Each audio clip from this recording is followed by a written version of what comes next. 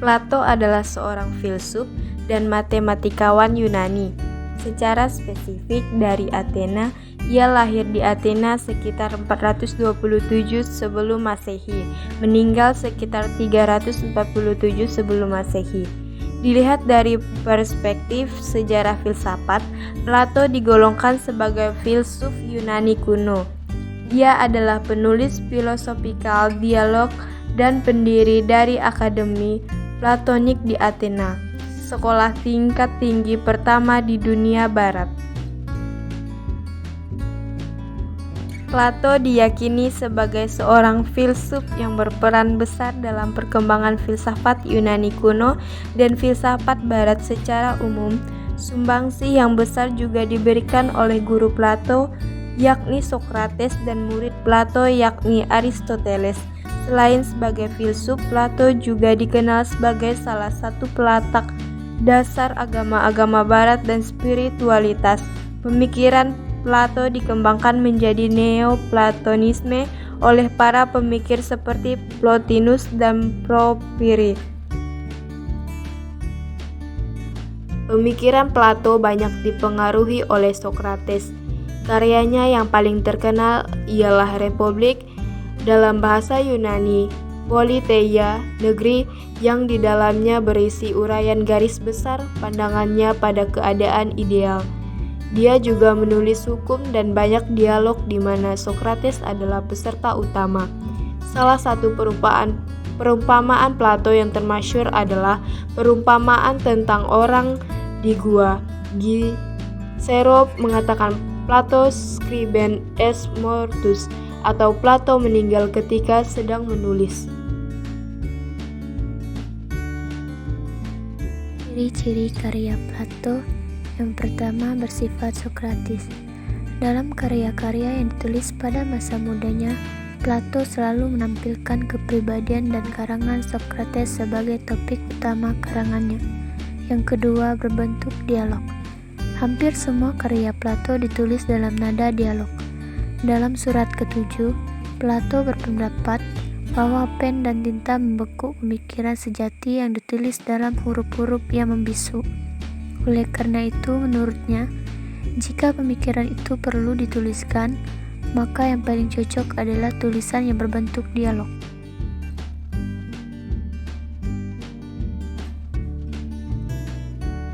Pandangan Plato tentang ide, dunia ide dan dunia indrawi. 1. Ide-ide. Sumbangsih Plato yang terpenting adalah pandangannya mengenai ide.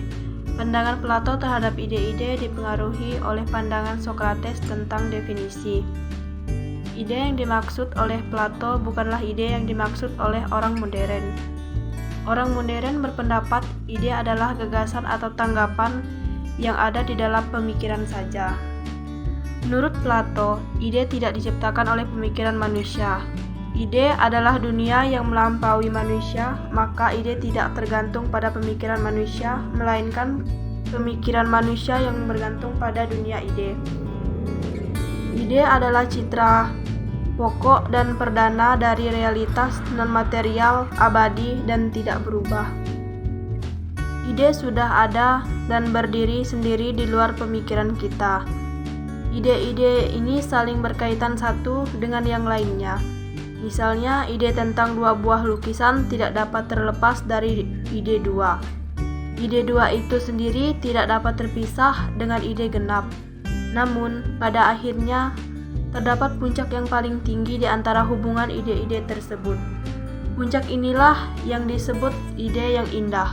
Ide ini melampaui segala ide yang ada. 2. Dunia indrawi. Dunia indrawi adalah dunia nyata yang mencangkup benda-benda jasmani yang konkret, yang dapat dirasakan oleh panca indera kita. Dunia indrawi ini tiada lain hanyalah refleksi atau bayangan daripada dunia ideal. Selalu terjadi perubahan dalam dunia indrawi ini. Segala sesuatu yang terdapat dalam dunia jasmani ini fana, dapat rusak, dan dapat mati. 3. Dunia ide. Dunia ide adalah dunia yang hanya terbuka bagi rasio kita. 3. Dunia ide.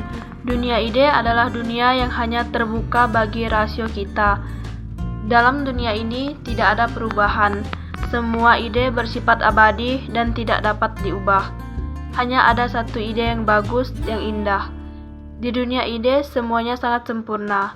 Hal ini tidak hanya merujuk kepada barang-barang kasar yang bisa dipegang saja, tetapi juga mengenai konsep-konsep pemikiran. Hasil buah intelektual, misalkan konsep mengenai kebajikan dan kebenaran.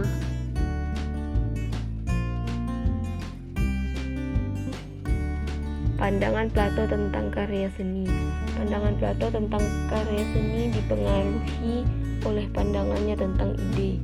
Sikapnya terhadap karya seni sangat jelas dalam bukunya Politeia. Plato memandang negatif karya seni. Ia menilai karya seni sebagai mimesis. Menurut Plato, karya seni hanyalah tiruan dari realita yang ada. Realita yang ada adalah tiruan dari yang asli. Yang asli itu adalah yang terdapat dalam ide. Ide jauh lebih unggul, lebih baik, dan lebih indah daripada yang nyata ini. Pandangan Plato tentang keindahan. Pemahaman Plato tentang keindahan yang dipengaruhi pemahamannya tentang dunia indrawi yang terdapat dalam Philebus. Plato berpendapat bahwa keindahan yang sesungguhnya terletak pada dunia ide. Ia berpendapat bahwa kesederhanaan adalah ciri khas dari keindahan, baik dalam alam semesta maupun dalam karya seni. Namun, tetap saja keindahan yang ada dalam alam semesta ini hanyalah keindahan semu dan merupakan keindahan pada tingkatan yang lebih rendah.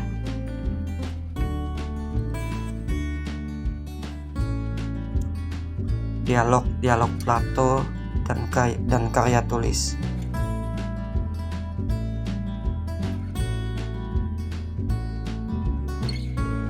Dialog Plato. Papyrus Oxyrhynchus, potongan tulisan dari karya Plato yang berjudul Republik. Dialog awal sama dengan Apologi, Charmides, Crito, Euthyphro, Alcibiades. Pertama, Hippias Mayor, Hippias Minor, Ion, Laches, dan Lysis. Dialog awal atau pertengahan. Euthydemus, Gorgias, Menexenus, Meno, Protagoras. Dialog pertengahan. Cratylus,